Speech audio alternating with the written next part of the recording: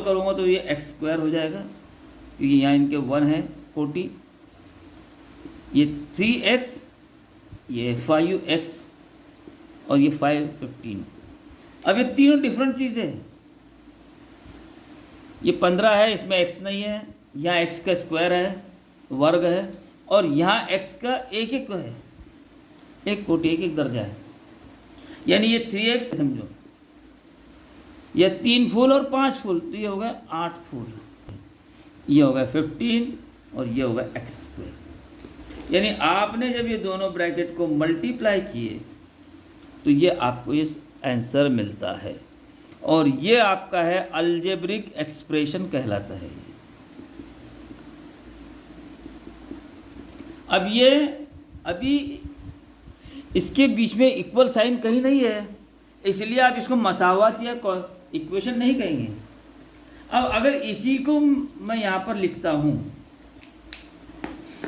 और आपसे कहूँ कि x square plus 8x plus 15 के अवयव निकालो, इसके फैक्टर्स बनाओ, तो मैं फैक्टर्स बनाने का जो मेरी स्टडी है उसका तरीका इस्तेमाल करूँगा। इसके आगे मैं 1 समझूंगा और ये 15 को अकेला समझूंगा, 1 और 15 का ज़र्ब करूँगा मैं अलग से, तो ये मुझे मिलेंगी 15। फिर मैं 15 की ऐसी जोड़ियाँ ढूंढूंगा कि जिनकी जमा और तफरीक 8 होती हो, तो उसमें ये जोड़ी मिलेगी मुझे, ये वाली जोड़ी 5 और 3, 5 में 3 मिलाऊंगा तो 8 रहेंगे, 5 में से 3 निकालूंगा 2 रहेंगे, लेकिन मुझे 8 होना और दोनों की जमा होना, तो दोनों जमा 8 वाले कब मिलते हैं, जब दोनों की निशानी जमा की रहेगी, तो ये जमा के 8 बन जाएंगे। जब जमा 5 और जमा 3 का ज़र्ब करूँगा तो जमा के 15 मिलेंगे मुझे, वो है यहाँ पर। इस लिहाज से मैं इसके फैक्टर्स बनाऊँगा। अब इसके फैक्टर्स का तरीका मेरा ऐसा है जो मैंने स्टडी किया हुआ है,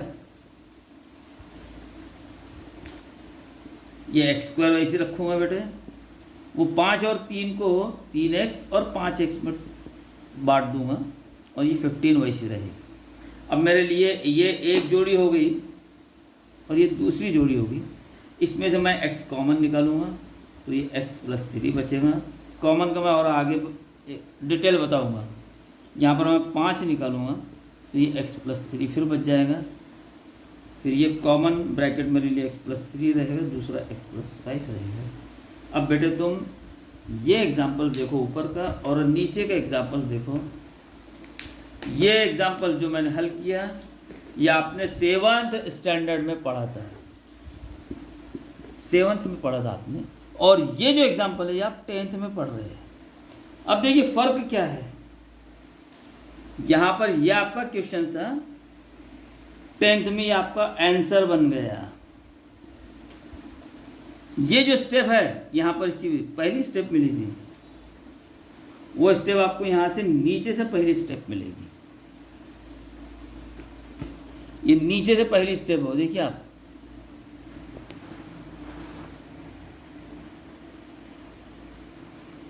ये नज़र आ रही है आपको, ये जो आपका यहाँ आंसर है वो यहाँ पर आंसर आ गया।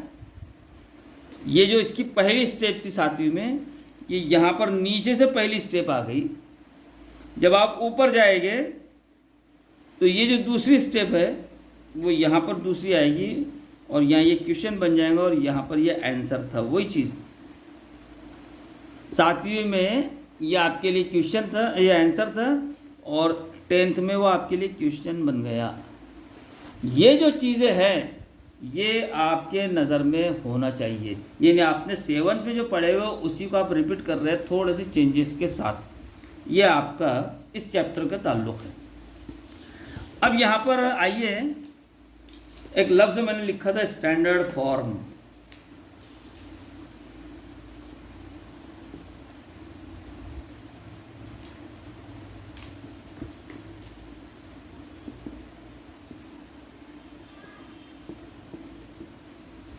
उसको मराठी में हमने लिखे थे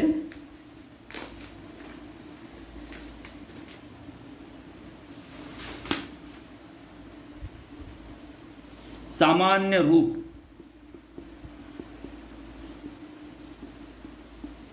और उर्दू में कहते हैं म्यारी सूरत।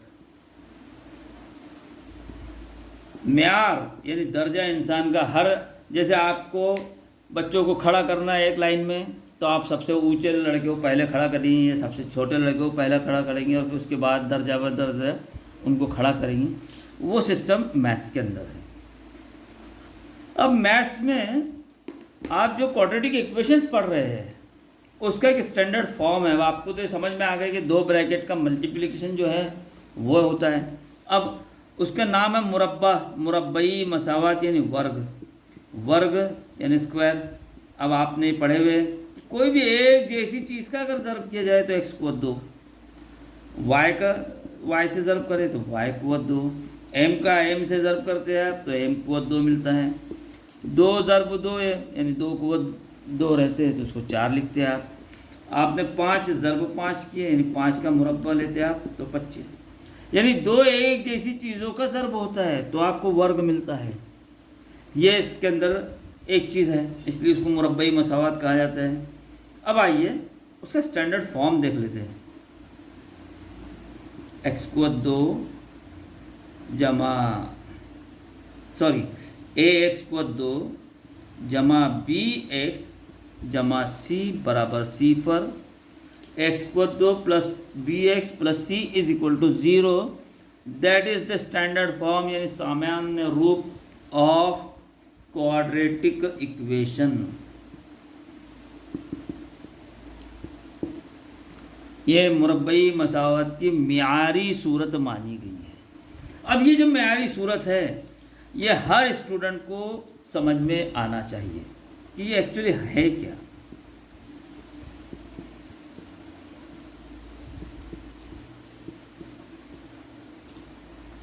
यहाँ पर ए बी सी जो है ये कोएफिशिएंट है।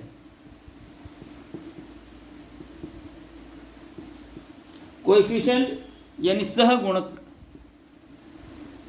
यानी जिससे ज़र्ब दिया जाता है, जो ज़र्ब है देने वाले वो सहगुणक है। ज़रीब कहते हैं इसको, ज़र्ब दिया जा रहा है जिससे जिससे इसको ज़र्ब किया गया है वो है सहगुणक ए बी सी।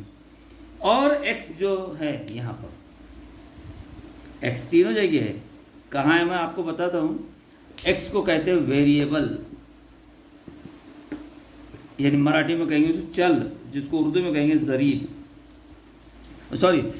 मुतगय्यर कहेंगे इसको। मुतगय्यर यानी जिसमें तब्दीली हो, जो बदल सकता है। यहाँ बदलने से मुराद इनकी कीमतें हर एग्जाम्पल में अलग अलग आ सकती है, इसके लिए इनको मुतगय्यर कहेंगे, इनका जवाब अलग अलग आएगा। अब यहाँ पर ये जो चीज़ें मैंने आपको बताया, अब इसका ये देखिए, मैंने बोला ए एक्स कुवत 2 है जमा बी एक्स कुवत 1 है जमा सी एक्स कुवत सिफर है। ये जो है इसकी म्यारी सूरत है। अब इस म्यारी सूरत में जिस चीज़ को आपको ध्यान देना है कि ये तो सहगुणक है, यहाँ पर इनकी कोटि तो एक ही है, हम ये मान के चल रहे हैं अभी। लेकिन यहाँ जो ये वेरिएबल्स है इसका वर्ग है, पहले इसमें ये वर्ग है, दूसरे इसमें जा रहे हैं जब इसको तो ये कम हो जा रहा है और ये 0 पर आ जा रहा है। उसका इसका जो कुव्वतनुमा है, जो इसका पावर है वो कम होते जा रही है। ये एक ख़ास बात है। अब हमको ये मालूम है कि किसी भी नंबर का पावर अगर 0 हो रहा है तो दैट इज़ कॉल्ड 1। इसलिए यहाँ पर इसकी जगह अगर मैंने 1 लिख दिया तो C1 नहीं रहेगा बल्कि C×1 रहेगा, और इसका मल्टीप्लिकेशन C1 + C, इसलिए उसको लिखा नहीं जाता। अब किसी की चीज़ की पावर 1 हो तो वो भी लिखा नहीं जाता। लेकिन इस सूरत में ये मुरब्बई मसावत होती है, ये उसका स्टैंडर्ड फॉर्म है। और इनकी वैल्यूज़ x, यहाँ पर भी x है लेकिन उसको x का पावर 0 इसलिए नहीं लिखा जाता। ये चीज़ें यहाँ पर बनाई है। अब अगर इस सूरत में हो तो इसका हायर पावर जो है, इसकी जो डिग्री है हायर डिग्री वो 3 है, इसलिए ये वर्ग समीकरण नहीं होगा। ये आपको मालूम है। वर्ग समीकरण आप उसी को कहेंगे जिसके वेरिएबल की हायर डिग्री 2 हो। अगर ये रहा x + b तो ये भी वर्ग समीकरण नहीं है।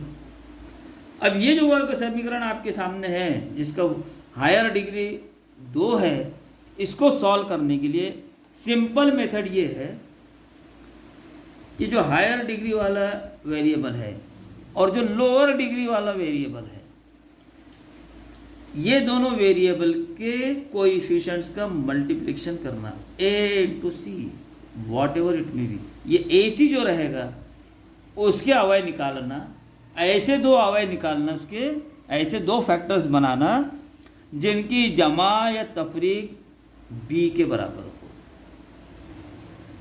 यानी a और ये c, इनके जो भी ऐसे अवयव निकलेंगे उनका एडिशन या सब्ट्रैक्शन b होना चाहिए, तो ही आप इसको सॉल्व कर सकते हैं।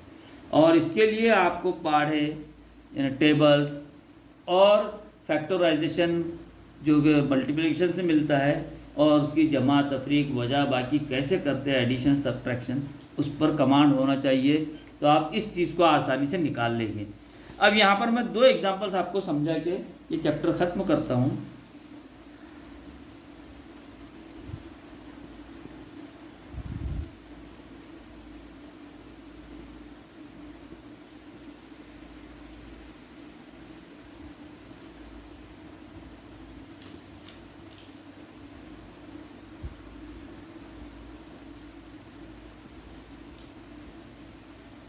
अब यहाँ इसका कोएफिशिएंट कुछ नहीं है इसलिए 1 मानूंगा मैं, और यहाँ इसका कोएफिशिएंट +16, ये +1 +16, साइन के साथ उसके कोएफिशिएंट याद करना, 1 इंटू 16 यहाँ लिख दूंगा मैं, इसका मल्टीप्लिकेशन 16 आएगा और 16 के 2 पार्ट ढूंढूंगा। अब 2 पार्ट कैसे है वो देखना आप।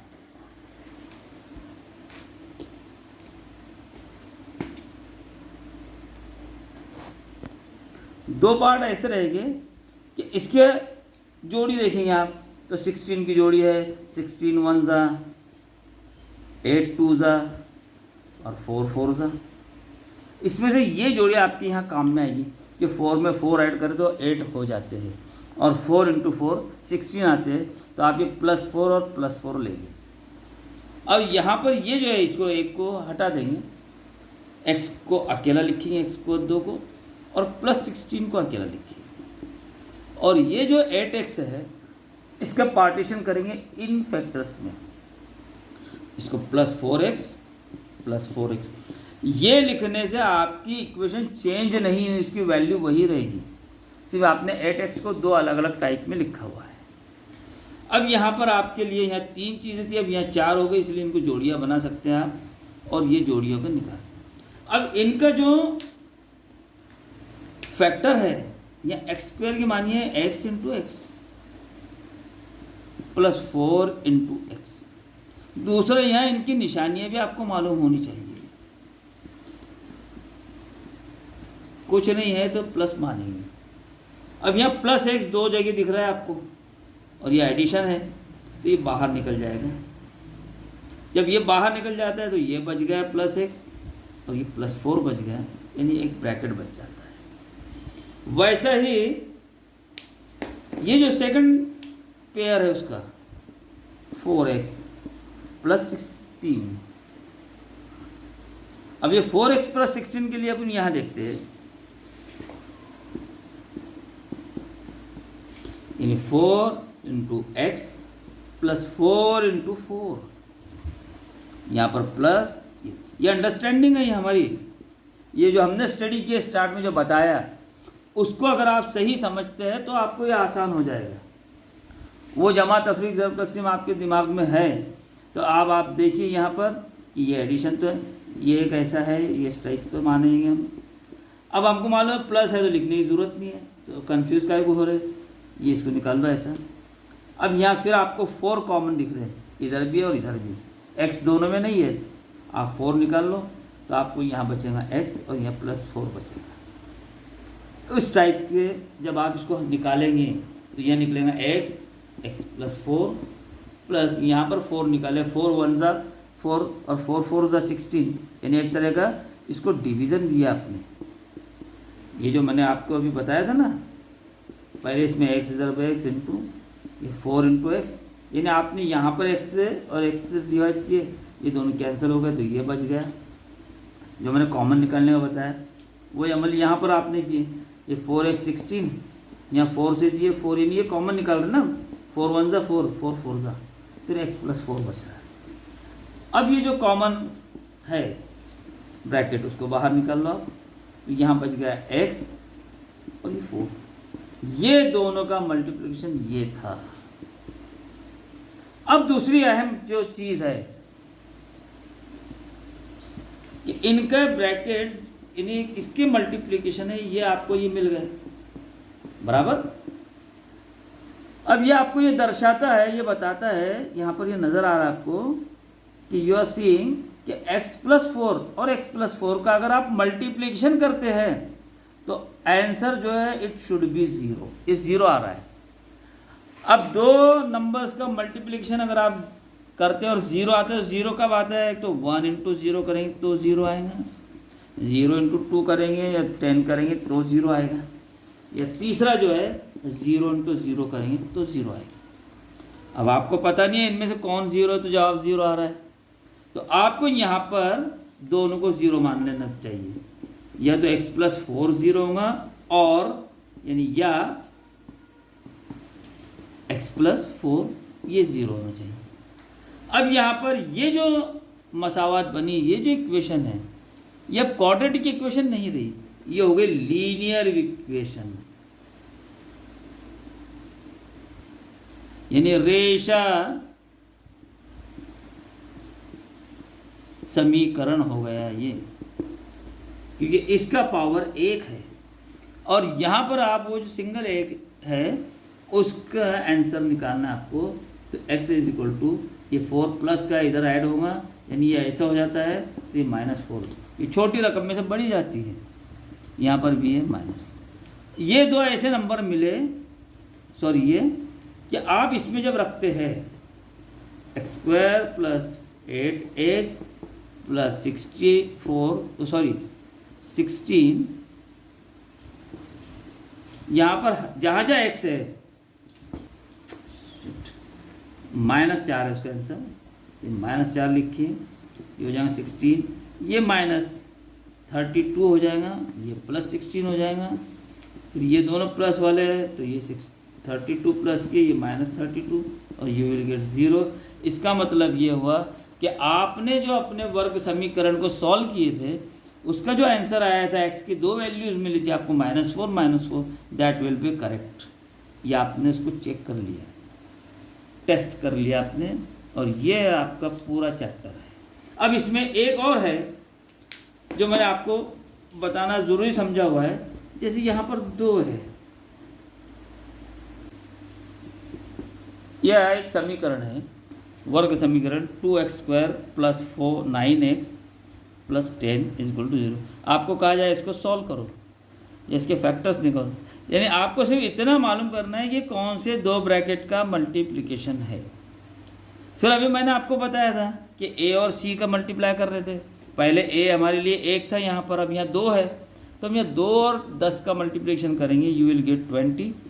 अब 20 क्या हुआ निकालेंगे, इसके फैक्टर्स निकालेंगे, तो मैं यहाँ लेता हूँ 4 9 5 4 5 20 होते हैं, और 4 और 9 5 मिलाओ तो 9 हो जाएंगे। फिर इसको मैं बांट के लिखूँगा, ये 4x + 5x + 10 = 0। यहाँ आप देखेंगे 2 के पाड़े में 4 आते हैं, 2 के टेबल में 2 1 तो ये 2 बाहर निकल सकते हैं, ये x बाहर आएगा, यानी मैंने 2x से इसको डिवाइड किया, तो इसे 2x² था, 2x से किया, ये 2 से 2 कैंसिल, ये एक x गए, ये एक x गए, एक x बच गए, इस टाइप का रहेगा। यहाँ पर फिर 2 से डिवाइड करेंगे तो 2 2 4, दोनों x कट गए तो 2 ही रहेगा। 5 1 5, 5 2 10, यानी 5 दोनों में आता है, इसलिए 5 बाहर निकालो, x + 2 बच जाएगा। x + 2 एक जैसे दिख रहा है आपको, ये बाहर निकाल लो, यू विल गेट, यहाँ 2x निकाले सॉरी, तो ये 2x + 5। अब ये दोनों का मल्टीप्लिकेशन 0 आ रहा है, तो या तो x + 2 0 होना चाहिए और 2x + 5 0 होना चाहिए। फिर यहाँ 2 वैल्यू मिलेंगी, x = -2 और इसका रहेगा x इजक्वल टू -5/2। और ये भी वैल्यू जब यहाँ आप रखोगे तो आपको ये ज़ीरो आंसर मिलेगा। अगर आंसर ज़ीरो नहीं मिलता ये रखने के बाद, इसका मतलब आपका आंसर रॉन्ग है। ये था क्वाड्रेटिक इक्वेशन, जिसको मैंने एक आसान तरीके से समझाने की कोशिश किया। उम्मीद है आपको पसंद आएगा। Thank you.